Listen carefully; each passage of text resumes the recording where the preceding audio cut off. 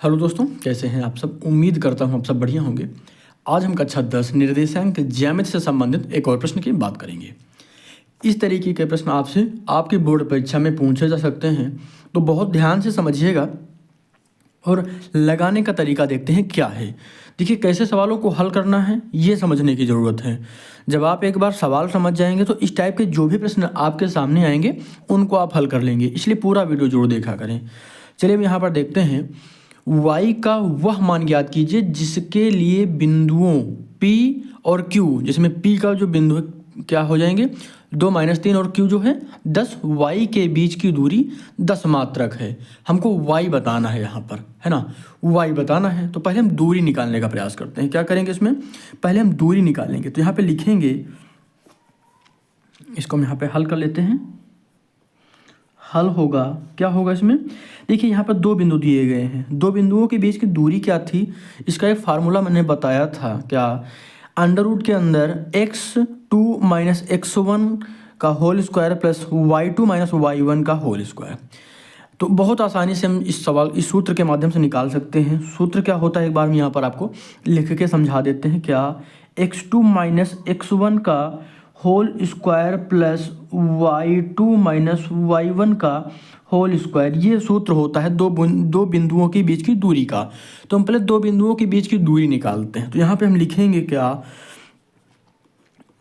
PQ बराबर क्या होता है, ये आप चाहे तो इसको दोबारा से सूत्र लिख सकते हैं, चाहे तो वहीं पर सीधे वैल्यू पुट कर सकते हैं। एक बार फिर से लिख लेते हैं, ठीक है, आपको याद भी हो जाएगा। 2-3 बार जब आप देखेंगे सारी चीज़ों को तो वैसे भी चीज़ें याद होती हैं, सूत्र या कुछ भी जो चीज़ें आप पढ़ते हैं वो याद होता रहता है ना। तो यहाँ पे क्या हो गया, x2 - x1 का whole square plus y2 - y1 का होल स्क्वायर अंडर रूट के अंदर है, ठीक है।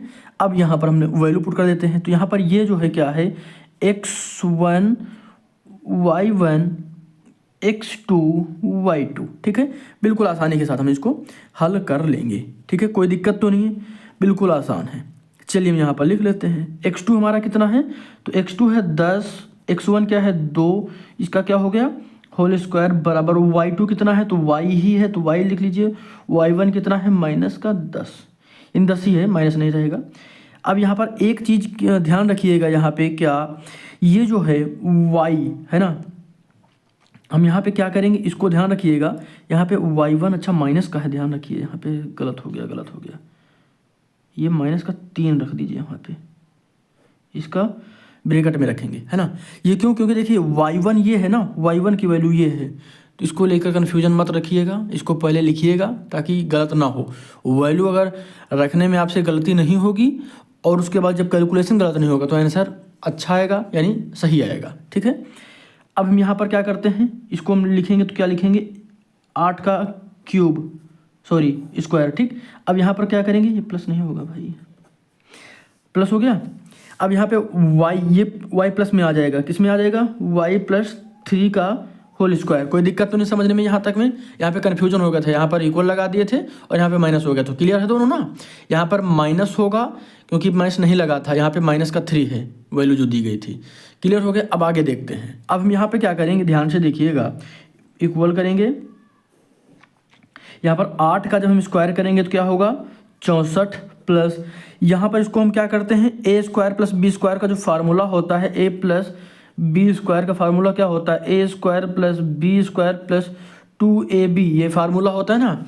तो इसी फार्मूले के आधार पे हम इसको आगे हल कर लेते हैं।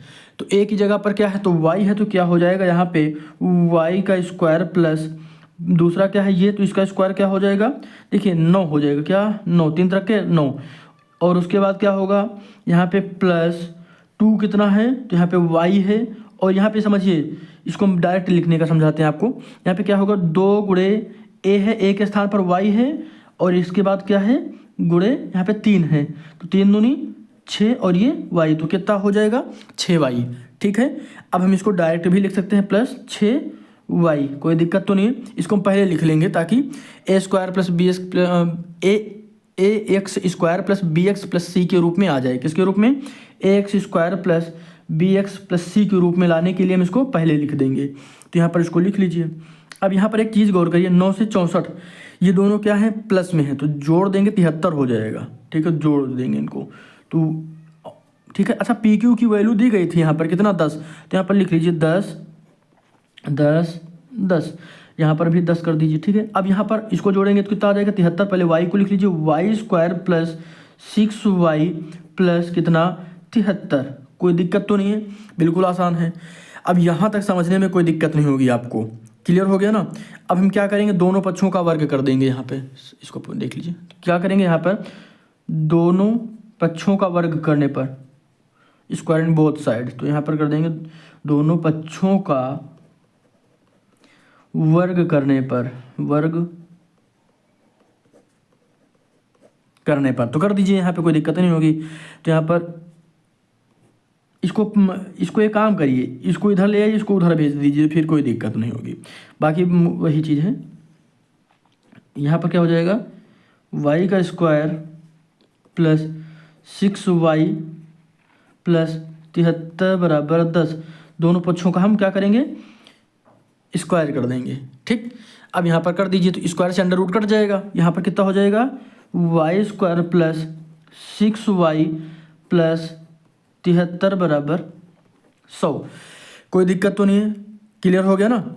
यहाँ पे समझने में तो कोई दिक्कत नहीं। अब हम इसको इधर भेज देंगे तो यहाँ पर क्या हो जाएगा, वाई स्क्वायर प्लस 6y यहाँ पर प्लस 73 माइनस 100 इक्वल टू 0, यानी बराबर 0 हो गया। अब यहाँ पर इससे घट जाएगा तो कितना बचेगा, तो बचेगा 27, क्या 27 बच जाएगा। यहाँ पे वाई स्क्वायर प्लस 6y यहाँ पे माइनस का 27, माइनस क्यों बचेगा, क्योंकि जब ये प्लस और माइनस माइनस होगा, बड़ी संख्या का जो चिन्ह होता है लगाया जाता है, तो यहाँ पे 100 के साथ माइनस लग जाएगा इक्वल टू 0।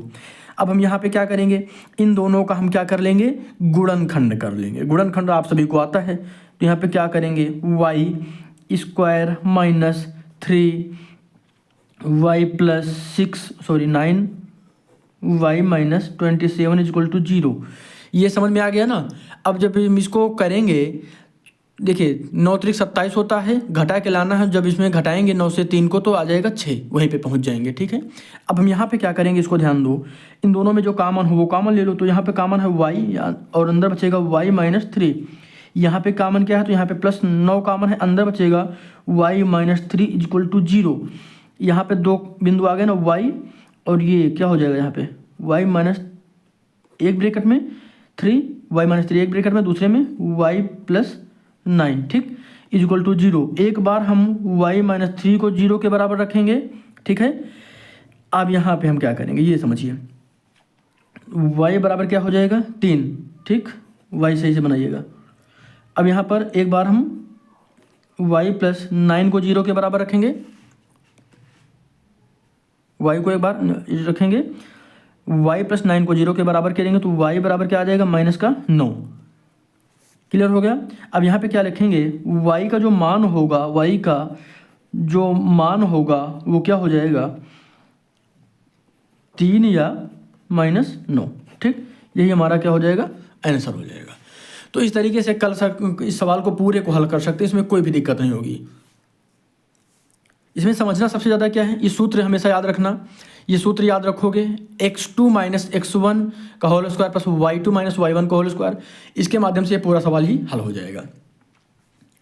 कोई दिक्कत तो नहीं इस पूरे सवाल को हल करने में, बिल्कुल आसान है ना, कोई समस्या तो नहीं है।